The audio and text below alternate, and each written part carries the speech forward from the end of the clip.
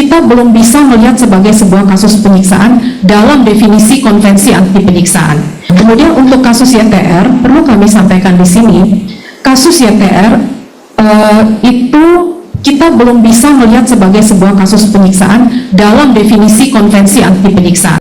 Komnas Perempuan akhirnya meminta maaf setelah pernyataan sebelumnya itu mengatakan bahwa kasus ini itu nggak masuk kategori torture atau penyiksaan. Sudah selayaknya ketika kita melakukan kesalahan, kita meminta maaf. Itu adalah manusia yang waras, kecuali orang tersebut sedang dalam gangguan JIWA. Dan apakah mungkin permohonan maaf Komnas Perempuan ini juga mengakhiri kisah Taufik Hidayat dengan Yupita? Baik, Baraya, kita simak tayangannya, silakan.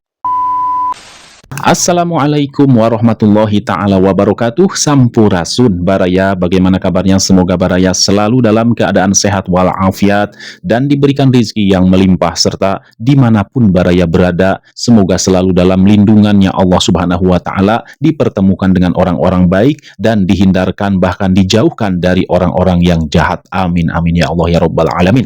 Baik Baraya, setelah Komnas Perempuan mengeluarkan statement yang membuat riuh seluruh masyarakat Indonesia yang memiliki rasa empati terhadap korban kebiadaban Taufik Hidayat, akhirnya sekarang Komnas Perempuan ada informasi terbaru bahwasanya Komnas Perempuan tersebut sudah memohon maaf bagi orang-orang yang waras. Ketika mereka melakukan kesalahan, maka mereka akan introspeksi diri, kemudian meminta maaf kepada yang bersangkutan.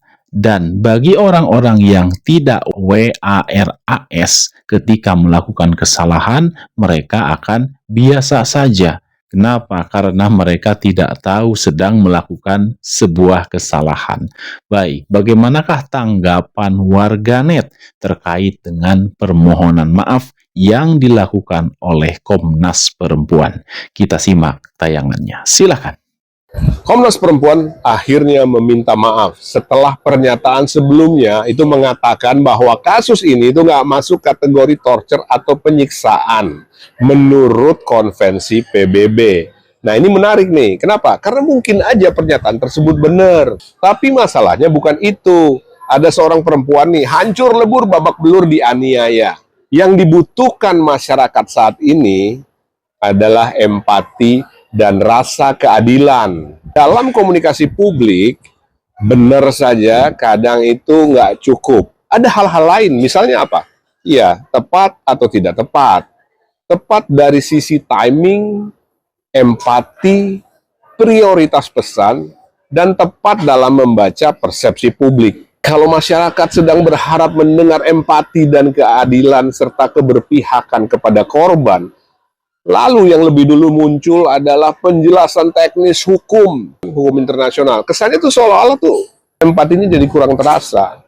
Itulah bedanya, sekedar benar dengan komunikasi yang tepat dan efektif. Saya setuju dengan pernyataan si Bapak tadi, dan saya ingin menambahkan Baraya, bahwasanya ternyata tidak hanya cukup pintar untuk menjadi penyambung lidah, atau untuk menyampaikan sebuah pesan yang berhubungan dengan khalayak orang banyak.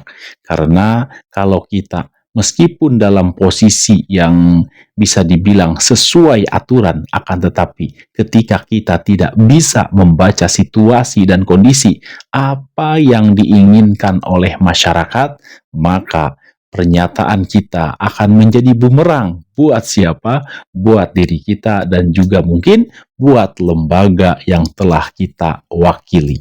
Baik, Baraya, kita lanjutkan lagi. Masih banyak, masih seru. Kita simak yang lainnya. Silahkan. Komnas Perempuan minta maaf. Kau ngapain minta maaf? Hah? Karena kena hujat. Beritamu udah viral gitu. Makanya kau itu kalau ngomong, congormu dijaga. Jangan asal jeplak. Ya, jelas-jelas korban itu wajahnya udah cacat, kehilangan masa depan, beritanya kontroversial dan viral. Bisa-bisanya kalian sebagai Komnas Perempuan memberikan pernyataan bahwasanya itu bukan penyiksaan berat. Itu otak dan hati nurani kalian di mana? Hah? Sekarang berita kalian udah viral baru minta maaf. Kalian itu pejabat, katanya sekolah tinggi, pintar, tapi ininya nggak ada, ya.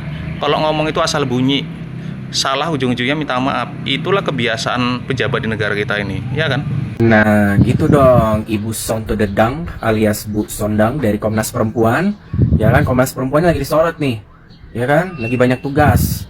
Benar, klarifikasi itu adalah jalan yang terbaik. Kemarin kan soalnya lagi, sampai sekarang mungkin lagi sibuk ya kan, atas perlindungan yang diminta dari Miss K to the Week, ya kan. Nah, sekarang juga ini, yang lebih nasional lagi, ya kan. Jadi janganlah bilang masalah penyiksaan yang dilayangkan, dilancarkan oleh si pelaku ini ya, tersangka Mr. T Abu Gosok terhadap Mbak Y, dibilang belum memenuhi standar, nggak ada. Lebih dari standar, dajal. Ya kami ngerti lah, pokoknya Komnas Perempuan lagi banyak laporan-laporan dajal ya, terutama yang kasus lagi up lah gitu. Ya, tapi fokus ya Bu, ingat, ini menjadi jalan terakhir para perempuan mencari perlindungan ya. Komnas Perempuan, Komnas Anak tuh perlu banget dijaga. Kinerjanya benar-benar harus maksimal. Thank you udah meminta maaf. Terkait dengan Komnas Perempuan, saya close karena mereka sudah meminta maaf dan kita maafkan. Baik Baraya, sekarang kita akan menengok bagaimana kondisi Yupita sekarang. Kita simak sama-sama. Silakan. Gimana perkembangannya sekarang? Terus? Lagi terapi jalan. Sudah bicara? Apa yang diceritakan?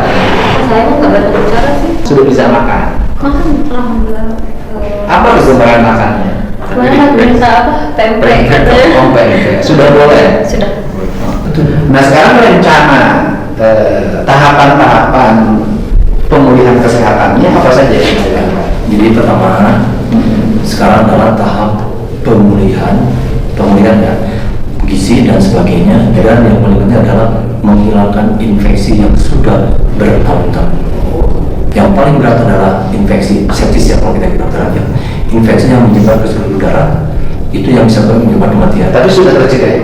Alhamdulillah, sekarang sudah mulai perbaikan, gizinya mulai bagus, sekarang udah bisa ngobrol, dan sekarang kemarin operasi itu dibersihkan semua luka yang ada di sini, diberikan antibiotik yang terbaik sesuai dengan namanya kita sensitivitas ya. Jadi obat apa yang bisa bagus? Udah Pak. Jadi ini salah tahap ini. Jadi dalam 1 bulan ini, mudah-mudahan ini karena udah 2 minggu ya, sudah mulai menurun. Mungkin di minggu 3 minggu keempat kita mulai rekonstruksi wajah. Oke, tinggal rekonstruksi wajah. Ya.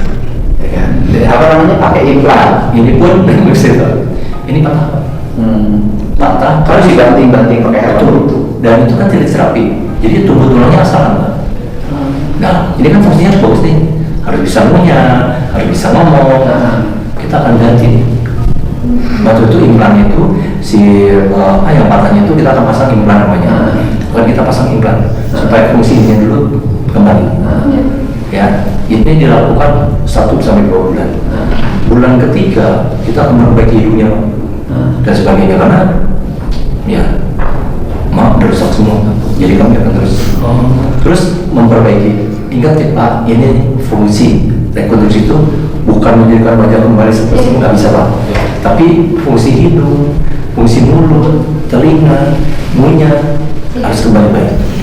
Nanti dengan perjalanan waktu, malah mungkin nanti misalnya ada kan hilang kulit karena infeksi Pak, oleh mana bisa ngambil dari sini, nanti bisa. Terus lutut Pak, harus ganti lututnya nih, itunya seninya Pak, harus diganti.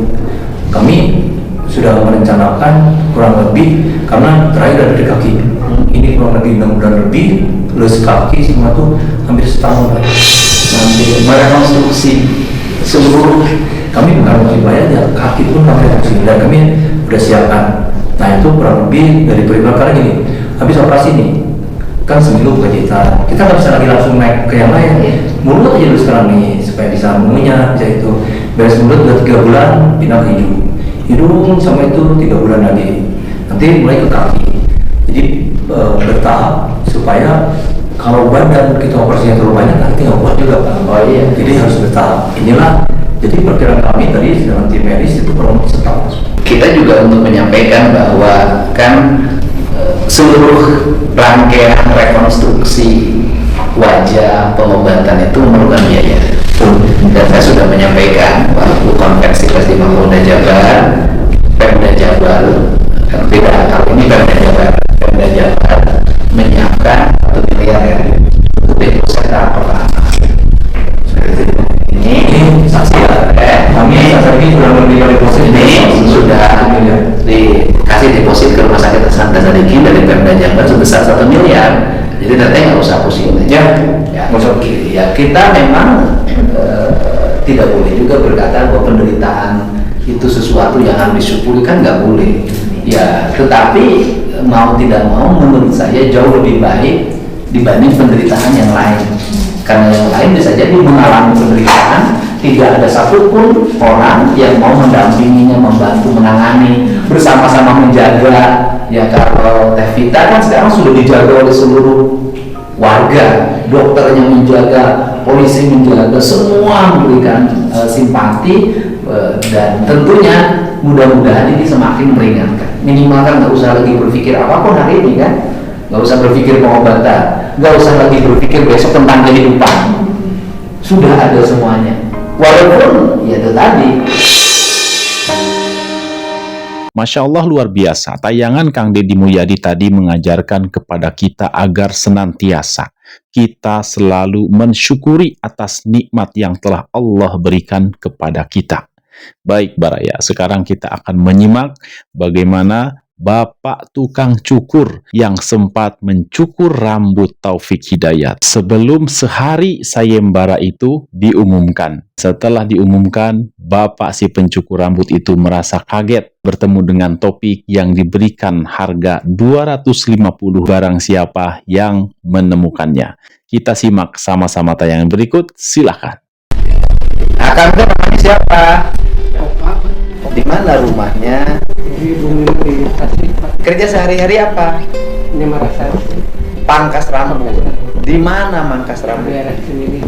Cimin di Bandung. Cuma Apa yang mau diceritakan ketemu saya? ya mungkin ya kasus Taufik itu ya. Oh, yang hubungannya dengan Taufik. Iya. Apa Akang teman tatoan? Enggak, Pak. Apa teman organisasi? Enggak, karena saya motong rambut gitu. Oh, Akang itu pernah motong rambut Taufik. Taufik. Kapan? Hari Minggu sudah maghrib sebelum isya lah kalau Belum diumumin sayembara ya? belum. Sayembara diumuminnya hari Senin. Senin, ya. Padahal itu kalau sayembara kalau dipotong rambutnya setelah sayembara, Saya tahu-tahu dari istri itu, Pak. Pak, dia bilang apa? Lasut, lasut apa? Iya Pak Deddy, sayembara, Bapak kemarin ukuran si Taufik, kenapa nggak ditangkap? Kalau ditangkap, aduh, dapat nih. Oh, dipotong oleh Bapak. Iya. Pakai baju apa? Pakai sweater, Pak, yang seperti yang ditangkap itu masih itu. Pakai sweater. Iya, Di Akang ada CCTV-nya? nggak ada. Pak. Oh, nggak ada. Dia bawa motor. Bawa, Pakai masker? pakai. Tapi waktu dipotong dibuka maskernya. Waktu dipotong dibuka mas. Dibuka. Nah, ketika dipotong dia kelihatan gelisah nggak? Gelisah Pak, gelisah karena dia ada orang yang mau pelanggan mau potong yang ngantri, dia baru gelisah Pak. Dia katanya, aduh mulas sih, pegang perut terus. Mungkin ini sih tangannya pegang terus ke rambut ini Pak. Mungkin Nutup wajah. Nutup, ya. Nutup wajah. Kemudian waktu dicepak itu sama Kang ngobrol. Ngobrol, dia nanya, Kang dari mana? Garut. Oh Garut. Saya balik nanya ke dia, Akang orang mana? Orang Ciberem katanya. Jadi tidak ngomong apa-apa, tidak ngobrol bahwa dia peristiwa apa. Enggak. Tidak. Justru saya ngobrolnya ke orang yang pelanggan, ini orang dalam arti pelanggan potong ini orang kayak pemilihan, tapi di mana gitu. Karena waktu itu kan beritanya belum Ya, heboh banget ya. Iya. Artinya Saya kan lagi lihat yang viral itu apa yang itu kan yang foto yang apa tuh? Yang mukanya ganteng itu yang pertama itu. Bukan yang asli itu. Saya habis motong dia kan malam saya pulang istirahat di Gentong rest area, saya lihat lagi Pak tuh. Oh benar ini orang saya yang dipotong rambut sama saya. Oh, Bapak tahu bahwa dia Taufik dari mana? Ini dari DPO itu di IG itu. Oh, jadi Akang tahu bahwa dia namanya Taufik itu setelah dia pergi. Kemudian Akang mencoba ini tes siapa, mengingat-ingat. Kemudian melihat HP. HP ya. Lihat-lihat sampai di zoom, baik benar ini saya ininya Pak dari alisnya kan ada codet itu yakinnya itu. Makanya cukup, oh iya ini orang kata saya yang tadi. Maghrib sampai dipotong. Ketika besoknya saya mengumumkan sayembara, tahu siapa yang bisa menginformasikan kepada Taufik atau memberitahukan kepada aparat penegak hukum, pada polisi, mendapat 250 juta. Akan baca nggak postingan saya? Baca. Kapan? Ya hari Senin itu dari istri bilang gitu. Oh, akan cerita ke istri. Saya cerita ke istri Hari? malamnya. Terus kata istri? Mbaknya, enggak, asli kayak gitu Pak. Udah begitu teh. Ke besoknya istri pagi-pagi kalau nggak salah jam 9 dia bilang apa lasut apa ya Pak Dedi sayembara apa ya 250 juta yang milik katanya. Sudah milik 20.000. Dan ini rezeki akan segini aja. Buat istrinya di rumah. Jadi ya paling utama ke depan pembelajaran penting bagi siapapun untuk respon terhadap setiap perkembangan, setiap kejadian, agar setiap peristiwa kejahatan mudah tertangani, terdeteksi, dan tertangkap bagi pelaku yang melarikan diri. Dan semuanya perlu partisipasi antara masyarakat dengan aparat, harus kerjasama. Gitu kan? Salam buat istrinya.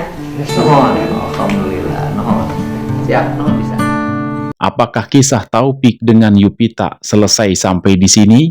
Wallahu alam, karena Taufik sudah ditangkap, Komnas Perempuan sudah minta maaf, Abang Tukang Cukur sudah mendapatkan intensif, kemudian juga Yupita sudah mendapatkan pengobatan. Demikian Baraya, mohon maaf bila ada salah kata. Wabillahi taufik wal hidayah. Wassalamualaikum warahmatullahi ta'ala wabarakatuh. Terima kasih.